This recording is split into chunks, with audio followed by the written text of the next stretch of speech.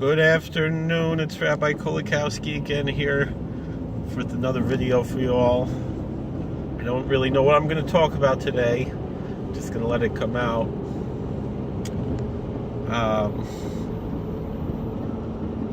I'm coming now from a pilgrimage. It happened that today, as far as with work and things, I had to go not to my regular workplace, but to my Sunday workplace for some training. I had to take time off at my regular full-time job so I could keep my part-time job. But luckily I had some time off that I could spend on that. And my part-time job is in Rockland County, New York, so I went and made the pilgrimage today to Monsey, New York, where there are many tzaddikim are buried. And there's several reasons for this. One is the last day of the month, and so it's a very strong custom on the last day of the month as a day of reflection and repentance. It's often called the small Yom Kippur, the small day of atonement, Yom Kippur Katan. And there's actually liturgy for Yom Kippur Katan. My ancestors, it's brought in the Sefer Chavas Yor, actually had their own personal liturgy for this day, where they prayed for their family and they prayed to be successful in Torah learning and to be successful in prayer and to live a properly prayerful life with the proper devotions. The last tshuva in Chavas Yor, after that, he prints from his father and his grandfather and some of his own piyutim and prayers and so forth. And I try my best at least to open that up and say a little bit of that on this day in Yom Kippur Katan as well. And it's quite meaningful. But also, in the Jewish world, we recognize our holy people, and both those who have passed on and those who are in this world. And particularly, if one of our holy people is ill, I remember when the Baba Rebbe, Zecher Tzadik Levracha, was ill. I never, as far as I remember, had the zchus to meet him, even though I used to daven in our shul. But it happened that I think there was one time, probably is one of the few regrets I have in life. It was the last time I broke Shabbos, really broke Shabbos, not that it was an emergency, and because I remember one time we had a guest and the kid swallowed something that you had to call poison control. So I remember once when I was Rav in Richmond picking up the phone calling poison control. I mean, it's not really a malacha to talk on the phone, but it's something nechol, it's something we don't do,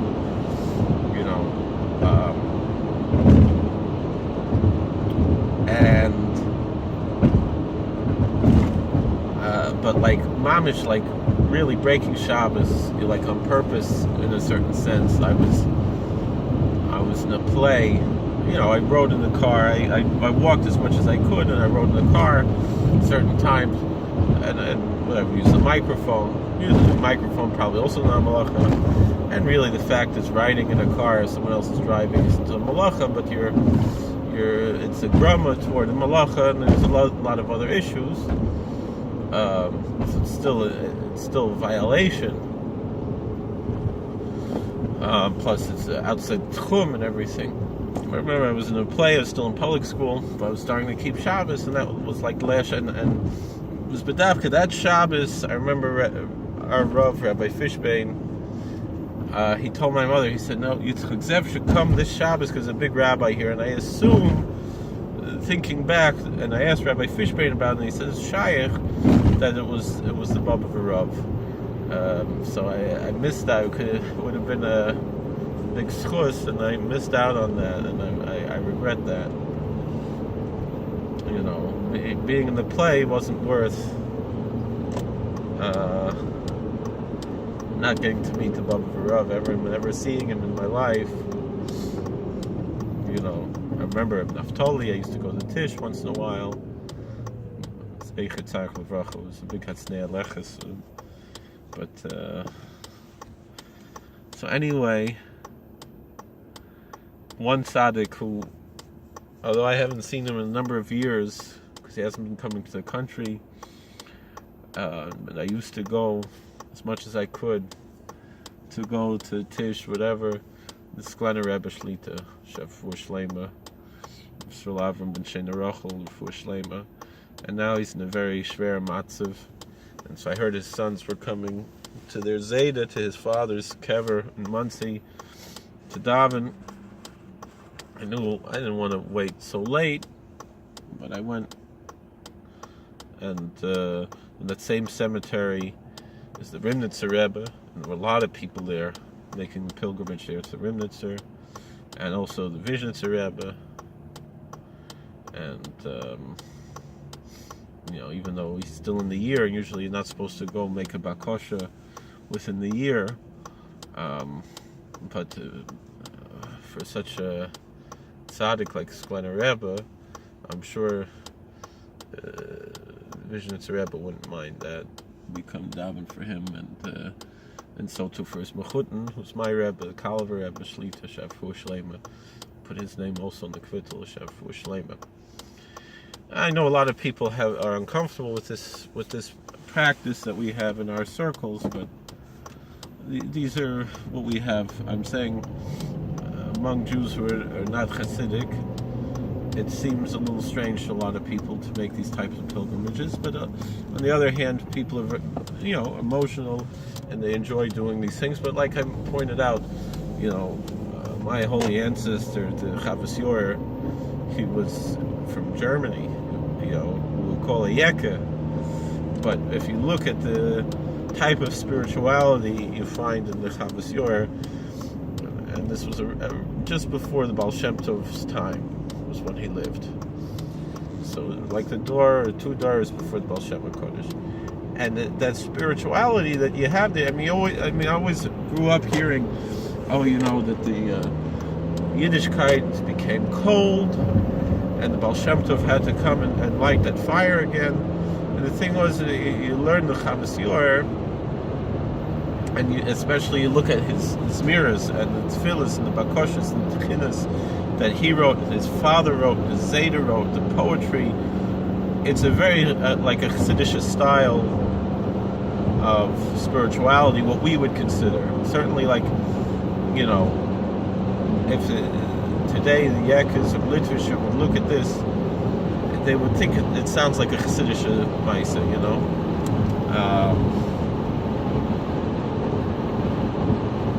That's just how it is. You know, we have you know, that it's like one of my Rebbeim should be well. Yaakov Siegel, he always says, you know, that the derech of Kabbalah, he feels is the original Jewish philosophy, the Torah's authentic Torah philosophy. That's how he understands it from a historical vantage point. And when you look at something like the Chavas Yor, especially, I don't mean necessarily the Tshuvas of the Chavas Yor, but the Makor Chaim, also you see things, practices and so forth that people would associate today with the Chassidish approach. Not everything, but it was mention of certain things. But surely that time, and the Zmiras and so forth that are in there, and the Tchinas and Bakoshas and so forth, it certainly has a Chassidish flavor to it. And you know, a lot of people like to say, oh, you read like biographies of the Chavas Yor, and they point out one of his tshuvas, and they say he was against learning Kabbalah. And if you actually learn the tshuva inside, and he talks about Indian of learning Kabbalah, and he said, the Kisvei Ari, it's difficult for a lot of people to be masik, and so for the Hamanam, maybe it's not so shaykh. What is shaykh for the Hamanam, he says, is to read the Zohar Kodesh. So,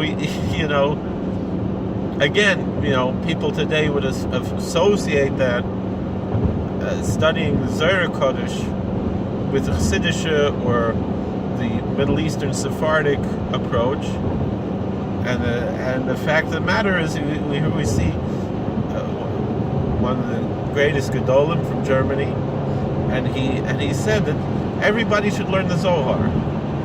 After and that very tshuva that people like to say, the Chavos Yair was against learning Kabbalah, and the whole maskona of the tshuva is to learn Zohar and not to learn Kisvei Ari. That for the Hamanam, Kisvei Ari, it's hard to be masik, but the Zohar is shav l'chol nefesh. So it's something to think about. We should take time to consider what we consider to be, Chassidische Hanhoga and Litvische Hanhoga and Ashkenazische Hanhoga, and we see that essentially, like Rabbi Siegel points out, the Hanhoga of the Hungarian Ashkenazische Kahilas is a very healthy balance. That it has, a lot of the approach of the Sephardim in many ways, a lot of the classical Ashkenaz. It's a healthy balance, and he is, he's someone who his opinion is that the authentic halacha is like the Sephardim, but he says if you can't find a Sephardi dayan, a Sephardi posek, you should go to a Hungarian dayan, to a Hungarian posek. Satmar or Nitro or whatever it is, Kasha, wherever you find, he said you're going to find a psak halacha that's more in line, in his opinion, than a lot of the other Ashkenazi approaches. It's an interesting approach. I don't like to limit Yiddishkeit that way, and the fact of the matter is that I think in a certain way what he's saying there is that Hungarian poskim are aware of all the different opinions. They try to go. They have a very holistic approach to Yiddishkeit.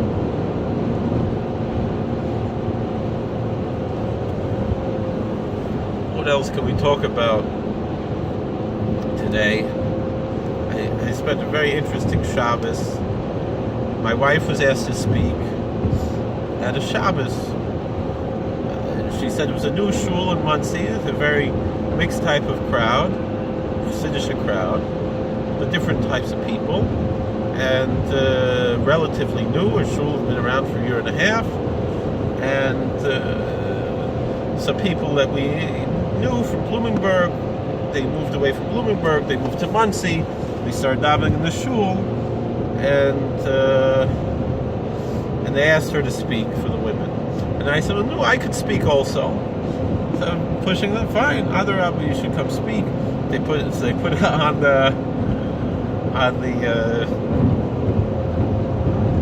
the paper, it was printed up. Harav Yitzchak Zev Kolakovsky Shlita Av Besdin Koblenz, Rav Atzur Beis Medrash the White Lake, chaplain Waymark, Pennsylvania. I shouldn't have said that part. And I would be speaking about chaplaincy issues because they were looking for interesting speeches. In the end, nobody really, only 2-3 people showed up to listen to me. There were actually 4 people scheduled at the same time. I'm the only one who showed up to speak. And they paid for us for Shabbos. It was very nice. Beautiful Shabbos. What was this Shabbos? Which was it? It was this Villa Rebbe. And B'davka that Shabbos, they were making Achnosa Sefer Torah for the uncle of this Villa Rebbe, who I had a very close shaykhus with. he was my neighbor, and so from his Kehillah in Union City, there were a few people there who I knew. They're my neighbors in the summer. So it was a very interesting, to come across something like this. First of all, to see people I knew. I knew this Rebbe also because I remember he'd come to Queens. He's an Adam by Square Rebbe, and so I remember one Shabbos when I was a bocher, talking about 15 years ago. There was one Shabbos where the Square Rebbe came with a lot of Chassidim, and there was another Shabbos where just he came maybe with his kids for Shabbos, and he wasn't then calling himself Zviller Rebbe, but he came for Shabbos to friends of ours in Queens, and they asked me I should come. They invited me to come to Suda, and so I remember the Suda there, and by some of our friends in Queens. It was the same Achsanya where Square Rebbe stayed, and so I told the Rebbe, I remember this. Baruch Hashem was I told the Rebbe, I said, I felt his uncle's presence. The Zviller Rebbe from Union City was a big tzaddik, very special person. He didn't have any children lately, and but a big tzaddik, a very holy person. You just felt his presence, and he had Hadras Panim and presence around him. And I told his nephew, I said, Mamish, I felt the Rebbe's presence there. I used to, there's a video here on YouTube where I took my oldest son, for his first haircut to have his chalaka, his upsharon, to the Zviller Rebbe. And you can look on YouTube, there's a video there. So,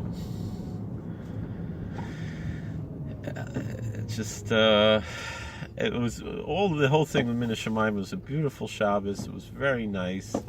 Enjoyed ourselves very much. We went in for Kvittel Motzei Shabbos. The whole thing was very nice. So we're thankful for the Zviller Kehillah for inviting us. And it was Mamish Min Hashamayim.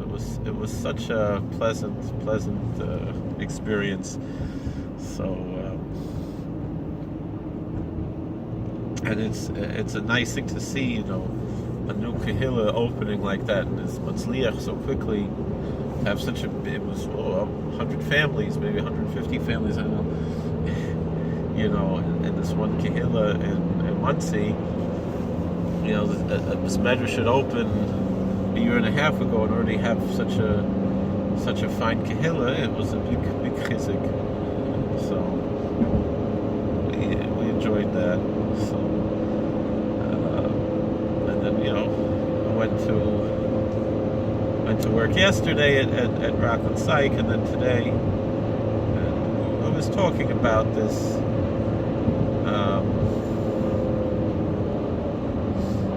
Finding chizik, and then after Rockland Psych, so when I did a wedding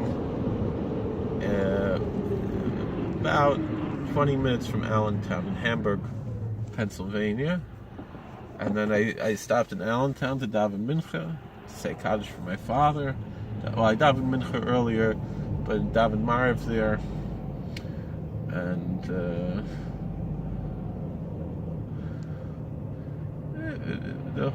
the whole thing is very pleasant. It's very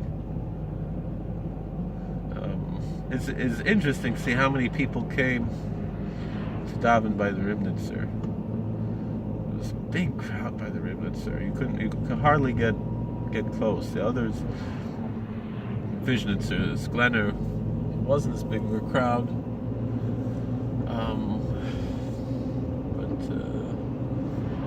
But we're all davening for the Sklener Rebbe. It's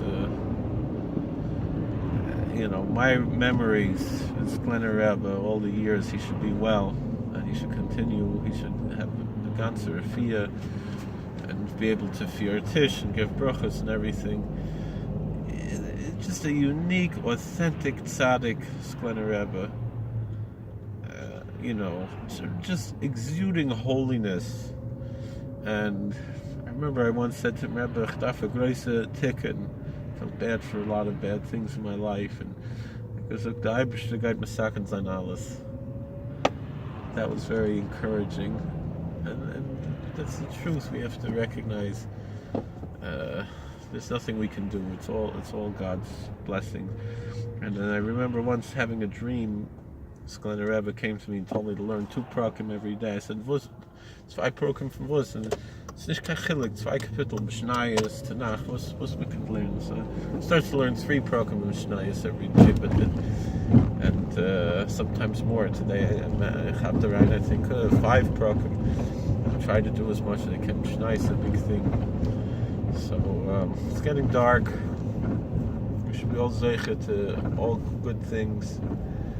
We should see coming Mashiach to Cain open here, Amen.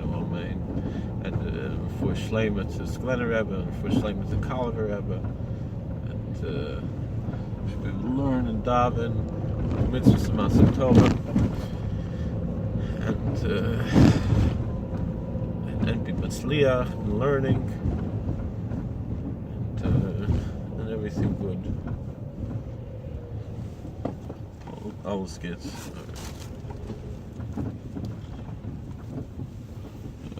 Call to take care.